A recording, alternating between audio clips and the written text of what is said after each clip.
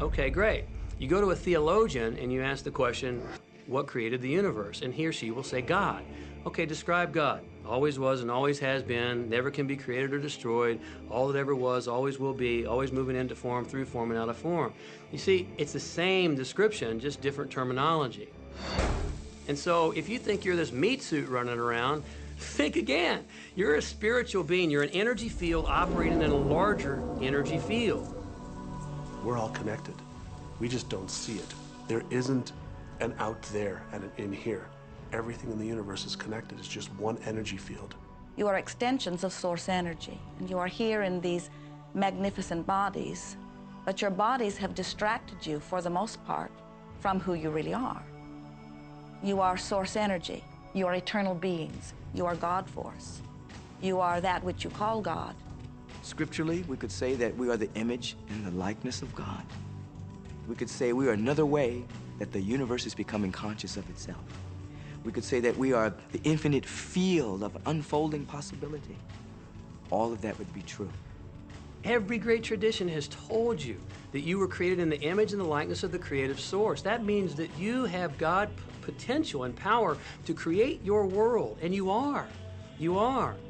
And maybe you've created things to this point that are wonderful and worthy of you, and maybe you haven't. The question I'd ask you to consider is, do the results you have in your life, are they what you really want?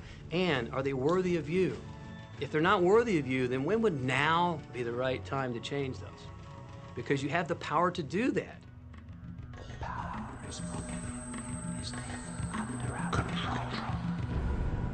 You know, a lot of people feel like they're victims in life, and they'll often point to past events, perhaps growing up with an abusive parent or in a dysfunctional family. And I would add as a parenthesis here that most psychologists believe that about 85% of families are dysfunctional. So it's like all of a sudden you're not so unique. My parents were alcoholics, my dad abused me, my mother divorced him when I was 6. From the age of 13 to 18, I was involved in street gangs. I had a severe motorcycle accident. I was homeless at one point in Dallas. I lived in poverty for 15 years in Houston. When I was a child, I had learning difficulties, and I was considered learning disabled, and I was told I would never read, write, or communicate, never amount to anything, not go very far in life. I mean, that's almost everybody's story in some form or not. So that's just called so what. The real what is, what are you going to do now? What do you choose now? Because you can either keep focusing on that or you can focus on what you want. And when people start focusing on what they want, what they don't want falls away. And that part expands and the other part disappears. We are wanting you to come to the place where you're beginning to offer your thought deliberately, where you're guiding your thoughts on purpose, where you are the creator of your own experience because you are the manager of your own thoughts. The beautiful thing about the law of attraction is that you can begin where you are, and you can begin to think, real thinking, and you can begin to generate within yourself a feeling tone of harmony and happiness. The law will begin to respond to that. So now you start to have different beliefs, like there is more than enough in the universe. Or you have the belief that everything goes right for me. Or you have the belief that I'm not getting older, I'm getting younger. We can create it the way we want it by using the law of attraction. And you can break yourself free from your hereditary patterns, cultural codes, social beliefs, and prove once and for all that the power within you is greater than the power that's in the world. Some of you may be thinking, well, that's very nice, but I can't do that, or she won't let me do that, or he'll never let me do that, or I haven't got enough money to do that, or I'm not strong enough to do that, or I'm not rich enough to do that, I'm not. Every single I'm not is a creation. Whether you can or you can't, you are right. Are there any limits to this? Absolutely not. We are unlimited beings. We have no ceiling.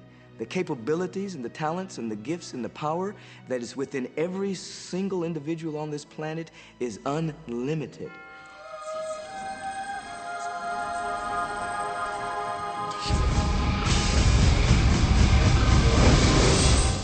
There is no blackboard in the sky on which God has written your purpose, your mission in life.